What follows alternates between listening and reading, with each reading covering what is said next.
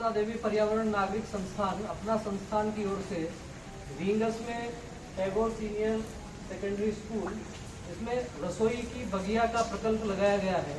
इस अवसर पर टैगोर ग्रुप के प्रबंधक प्रबल जी से मैं आग्रह करूंगा कि वे इस कार्यक्रम को आगे बढ़ाते हुए बताएं कि किस प्रकार से उन्हें प्रेरणा मिली, किस प्रकार से रसोई की बगिया के बारे में उन्हें जानकारी मिली।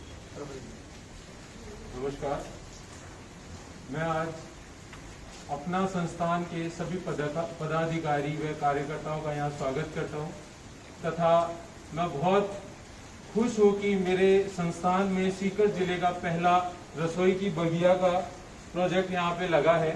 और जैसे कि मेरे अंकल डॉक्टर कमल जी सिकवाल ने मेरे को फ़ोन करके बताया और मैं बहुत प्रसन्न हुआ कि ये पहला मौका मेरे को मिला है और फिर मैं इस चीज़ के लिए एग्री किया और आज ये कार्यक्रम यहाँ पे टैगोर शिक्षण संस्थान में आयोजित हुआ है। अब इसके बारे में कुछ श्रीमान हनुमान जी शर्मा बताएंगे कि कैसे क्या इसका प्रोसेस होता है।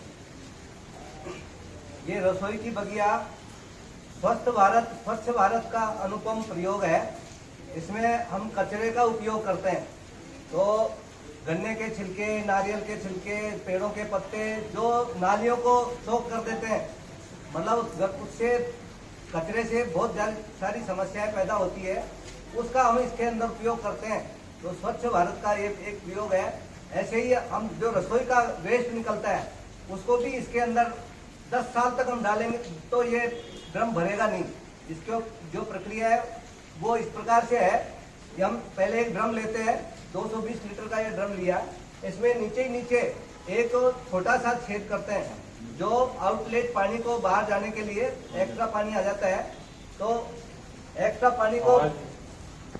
पानी को बाहर निकलने के लिए छोटा छेद करते हैं। उसी प्रकार फिर इसके 3 हिस्से बराबर के करके और 6 इंच 7 इंच ऊपर 4 छेद करते हैं जो बराबर की दूरी पर।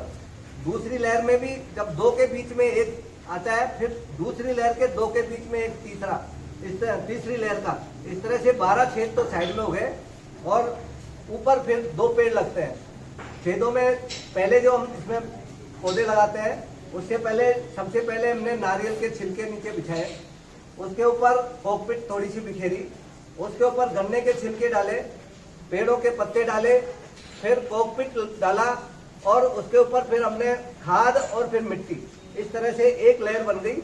इसी प्रकार तीनों लेयरों में फिर नारियल के छिलके नहीं बिछा करके फिर गन्ने के छिलके से शुरू करते हैं।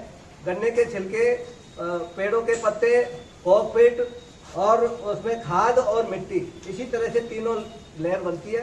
तो पेड़ लगाते समय ये ध्यान रखें, अंदर से बाहर की तरफ निकालना, जड़ उसकी अंदर रहती है और सारे आप देख रहे हैं ये सारे पौधे बाहर निकले हुए हैं और पौधे बाहर रहेंगे, जड़ अंदर रहेगी। उसके बाद में हम इसको नारियल के छिलकों से पैक करते हैं। उसका कारण ये है कि एक तो अंदर की मिट्टी जब पानी डालते हैं तो सारी मिट्टी बाहर निकल जाए, उसकी पैकिंग होने से, और फिर मिट्टी बाहर नहीं निकलती, फिर ये गलते नहीं है, बहुत वर्षों तक चलते हैं। और इसमें जो गीले रहते हैं तो इसके नमी जो है, पेड़ के लिए नमी लगातार बनी रहती है। तो ये तो इसकी पेड़ों के, तीसरा कि इसमें जब मान लो हवा चलेगी और ये पौधे हिलेंगे तो इससे जब ड्रम से जब लगेंगे तो वो कट सकते हैं, इसलिए इसकी सुरक्षा भी होगी। इस तरह से ये इन गन्ने के छिलके, इनके नारियल के छिलकों का उपयोग है। ऊपर ही ऊपर हम कोई सा भी बड़ा पेड़, जैसे अमरूद का आपने लगाया और नींबू का लगाया, कोई भी फलदार, कोई अपनी उपयोगिता के हिसाब से हम इसके ऊपर लगा सकते हैं।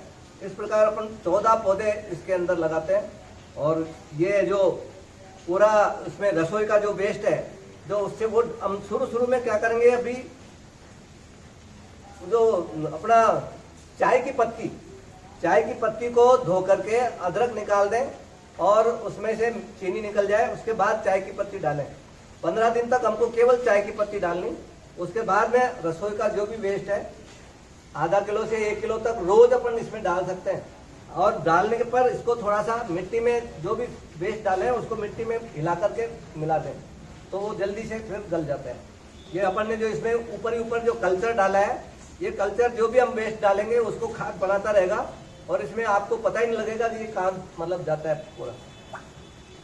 तो इस प्रकार से हमने देखा कि एक छोटे से स्थान पर 14 पौधे लगा सकते हैं, और केवल पौधे ही नहीं है किंतु साथ में इस ड्रम में जो रसोई का कचरा है, घर का जो कचरा है, वो भी जिस प्रकार से शहरों में बहुत बड़ी समस्या रहती है, 4 दिन तक यदि कचरा उठाने वाली गाड़ी नहीं आती है तो कचरा सड़ने लगता है, उसका निस्तारण घर में ही हो सकता है। घर का जो कचरा, फल और सब्जियों के छिलके, बासी रोटी, सब्जी, छाछ, वो सब हम इसमें डाल सकते हैं 15 दिन के बाद में, और उससे पोषण मिलता है। इन सब पौधों को घर में ही औषधीय पौधे लगाकर हम एक प्रकार से कह सकते हैं कि स्वस्थ भारत की दिशा में आगे बढ़ रहे हैं, और स्वच्छ भारत की कचरा बाहर नहीं जाए, उसका निस्तारण भी घर में ही हो जाए। तो स्वच्छ भारत, स्वस्थ भारत, इस दिशा में अपना संस्थान की ओर से ये कदम आगे बढ़ाया गया है। आप सब का भी इसमें सहयोग अपेक्षित है। टैगोर स्कूल में आज ये कार्यक्रम हुआ है। यहाँ के सभी प्रबंधक और स्टाफ कर्मचारियों से का सबका बहुत बहुत आभार। कमल जी सिकवाल का भी आभार, जिनकी प्रेरणा से आज यहाँ ये कार्यक्रम हुआ।